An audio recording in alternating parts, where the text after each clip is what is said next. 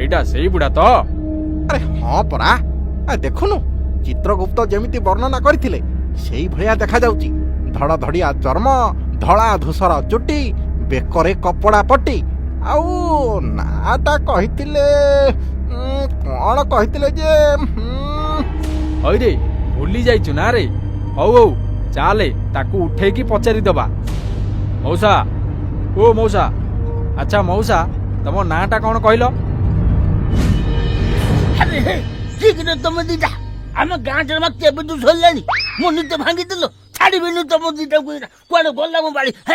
ଓ ମଉସା ରୁହ, ତମ ସମୟ ସରିଗଲା ପୃଥିବୀ ଲୋକରେ। ଏବେ ଯମ ଲୋକ ମାନେ ଯମପୁରକୁ ନବାକୁ ଆସିଛୁ ଆମେ। ଚାଲ ଜଲ୍ଦି ଏବେ। ହେ ମୋ କଥା ଶୁଣୁ, ସେ ଜମପୁର ନବ କି ଜେନା ଦେଇପୁର ଯିବା ସେ ସବୁ ପରେ। ଆଗ ମୋ ଚାହା ନେଇକି ଆସ। କୁତି ଏ କୁତି, ମୁଁ ଚାହାଟା ଆଣିଲୁ। ଦେଖରେ ଏ ବୁଢା ମରିକି ଯମପୁର ଯିବ, କହୁଛି ଚାହା ପିଇବ। ତୁ ବୁଝି ପାରୁନୁ ବୋଧେ, ଆଉ କିଛି ଜାଣିପାରୁନୁ। ଗୋଟେ ଚା ଗ୍ଲାସ ତ? ହଉ ହଉ ତା ଘରକୁ ନେଇ ଚାଲ। ସେ ଗୋଟେ ଚା ଗ୍ଲାସ ପିଇ ସାରିଲା ପରେ ତାକୁ ନେଇକି ଯିବା।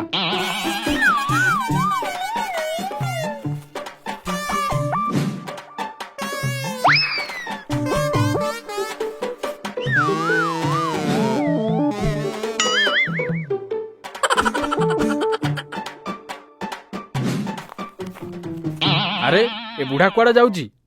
ଓ ମଉସା କୁଆଡେ ଯାଉଛ? ଏବେ ଚାଲ ଯିବା। ଆରେ ହେଇ କିଏ ତମେ ଦିଟା ସକାଳୁ ଆସି ମତେ ହଇରାଣ କରୁଛ? ଦେଖିବ ନାକି ମୋ ବାଡ଼ି କୁଆଡେ ଗଲା? ଆରେ ଚାଲ ଚାଲ ପଳେଇବା, ଚାଲ ରେ ଏଠୁ।